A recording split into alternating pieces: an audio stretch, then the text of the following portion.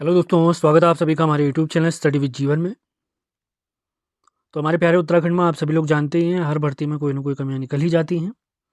छात्र तो अपने स्तर से पूरी मेहनत करते हैं, एग्ज़ाम क्रैक करते हैं या नोटिफिकेशन के लिए प्रदर्शन करते हैं, रिजल्ट के लिए प्रदर्शन करते हैं, जॉइनिंग के लिए प्रदर्शन करते हैं। लेकिन पता नहीं, हर भर्ती किसी न किसी मामले में, छोटे से छोटे मामले में, बड़े से बड़े मामले में, भले वो रिजल्ट जारी करना हो या नोटिफिकेशन जारी करना हो या जॉइनिंग जारी करनी हो, किसी न किसी विषय में हर भर्ती कोर्ट में चले जाती है।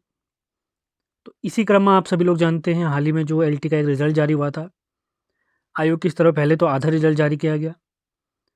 उसके बाद जो पहले रिज़ल्ट के साथ आंसर की आई थी, उसका आंसर की संशोधित आंसर की जारी की गई। तो पहली आंसर की के अनुसार जैसे माना कुछ लोग सेलेक्ट हुए थे, तो नई आंसर की आने के बाद कुछ लोग बाहर हो गए जो सेलेक्ट हुए थे पहले से, और कुछ नए लोग शामिल हो गए। तो इसी क्रम में बहुत से मुद्दों को लेकर एलटी जो भर्ती थी, उसका मामला कोर्ट में चल रहा था।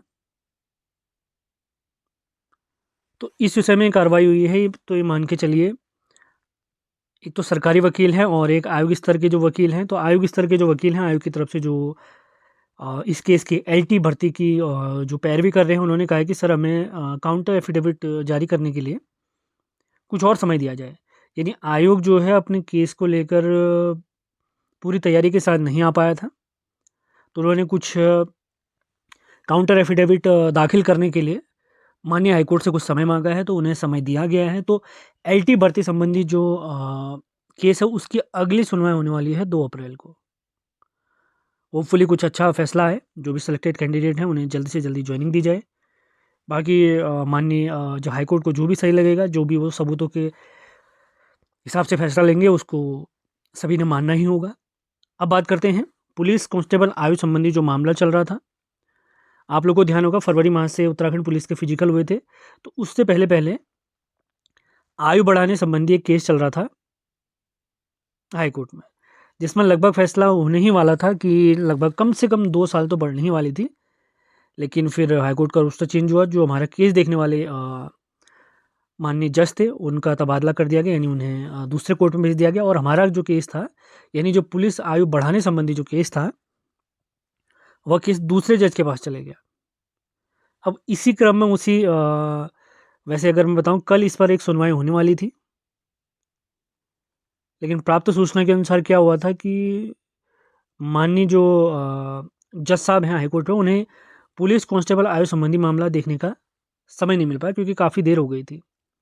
इसी क्रम में माननीय जो हमारे जज साहब हैं, उन्होंने आयु संबंधी आयु बढ़ाने संबंधी पक्ष के जो वकील थे, उनसे पूछा कि आप ये बताइए अभी क्या प्रोसेस चल रही है। तो वो साहब कहते हैं कि जो हमारे पक्ष के, यानी पुलिस आयु संबंधी बढ़ाने संबंधी पक्ष के वकील है, वो साहब कहते हैं कि अभी पुलिस कांस्टेबल का फिजिकल चल रहा है। भैया, फिजिकल मार्च में ही समाप्त हो चुका है, 6-7 तारीख को ही समाप्त हो चुका है, और केस चल रहा है 25-26 तारीख को। आपको इतना ही पता नहीं है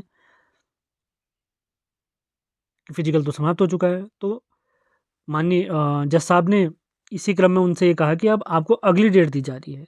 तो उसी को मैं देख लेता हूँ। मैं तो ये मानता हूँ कि जिसको केस दिया है, बच्चों ने भी बताना चाहिए था कि साहब, जो हमारे वकील साहब केस लड़ रहे हैं, उन्हें जानकारी देनी चाहिए। उन्हें जानकारी देनी चाहिए थी कि फिजिकल हो चुका है। ये आयु बढ़ाने संबंधी मामला था, क्या पता उनको, माननीय जज साहब को ये जानकारी दी जाती तो दूसरा फैसला आ सकता था। तो आप देख सकते हैं, पुलिस कांस्टेबल संबंधी जो अगली सुनवाई होने वाली है 15 अप्रैल 2025। 15 अप्रैल 2025। अब देखें क्या फैसला आता है। उम्मीद है अच्छा ही फैसला है। और जिन लोगों के फिजिकल हो चुके हैं, वो अपनी तैयारी में लगे रहें, क्योंकि जून माह में इसकी परीक्षा आयोजित होने वाली है। समय बिल्कुल नहीं मिलेगा। जिनका फिजिकल हो चुका है, भले 70 है, 75 है, 80 है, 85 है, 90 है, कुछ भी है, आपने सिर्फ अब स्टडी करनी है, बिल्कुल लग कर पढ़ाई करनी है, क्योंकि सिलेबस बहुत बड़ा है। जिन लोगों के फिजिकल हो चुके हैं, उन लोग को बहुत बहुत शुभकामनाएं। होपफुली हाईकोर्ट के आदेश पर कुछ और लोगों को फिजिकल के लिए मौका मिलेगा, लेकिन इस पर अगला फैसला होने वाला है 15 अप्रैल को। जैसे ही अपडेट हमें प्राप्त होगी, आप लोग को अवगत करा दिया जाएगा। अब बात करते हैं एक और केस, जो हमारे उत्तराखंड में पॉलिटेक्निक लेक्चरर भर्ती परीक्षा आयोजित होने वाली थी मार्च माह में। एग्ज़ाम होने से कुछ दिन पहले इस परीक्षा को स्थगित कर दिया गया था, क्योंकि इसमें जो हमारे माननीय आयोग ने जो क्वालिफ़िकेशन रखी थी वो थी एमटेक रखी थी। लेकिन भारत सरकार की जो नियमावली है उसके अनुसार पॉलिटेक्निक लेक्चरर के लिए आपके पास कम से कम न्यूनतम क्वालिफ़िकेशन एमटेक की होनी चाहिए। तो एमटेक योग्यताधारी एक व्यक्ति हैं, उन्होंने इस पर एक केस फाइल कर दिया। तो अब इस केस की जो अगली सुनवाई होने वाली है, पॉलिटेक्निक लेक्चरर का एग्ज़ाम तो मान के लिए बहुत पीछे चले गया है। जैसे एलटी का तो अभी हमने आपको बताया कि 2 अप्रैल को उसकी अगली सुनवाई है, वो होपफुली अच्छा फैसला बहुत जल्द आ जाएगा। पुलिस कांस्टेबल आयोग संबंधी मामले में भी ये मान के चलिए 15 अप्रैल को फैसला आने वाला है। देखिए क्या होता है। तो पॉलिटेक्निक लेक्चरर का जो मामला है वो चले गया है जून माह में, बहुत पीछे चले गया है दोस्तों। तो इसकी अगली सुनवाई होने वाली है 4 जून को।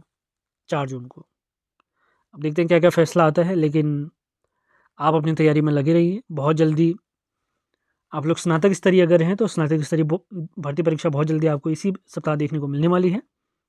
कोई और लेटेस्ट अपडेट हमें प्राप्त होती है आपको अवगत करा दिया जाएगा। चैनल पर आप नए हैं तो इसे लाइक शेयर और सब्सक्राइब ज़रूर करें। ये अपडेट आपको हमारे टेलीग्राम चैनल व्हाट्सएप चैनल के माध्यम से भी प्राप्त होती है, जिनके लिंक वीडियो के डिस्क्रिप्शन में दिए गए हैं। आप वहाँ से भी हमसे जुड़ सकते हैं। और पुलिस कांस्टेबल जो भर्ती परीक्षा है जून माह में, उसके लिए हमारी ऐप उत्तराखंड 360 में सामान्य हिंदी और संपूर्ण उत्तराखंड का एक कंबाइंड बैच और सेपरेट बैच, यानी एक हिंदी का बैच एक उत्तराखंड का बैच, हमारी ऐप उत्तराखंड 360 में कंप्लीट बैच लॉन्च हो चुके हैं। आप अगर ऑनलाइन पढ़ने के इच्छुक हैं तो हमारी ऐप में जाकर इन कोर्स में आप जुड़ सकते हैं। लिंक इनके डिस्क्रिप्शन में दिए गए हैं। तो मिलते हैं अगले वीडियो में। धन्यवाद।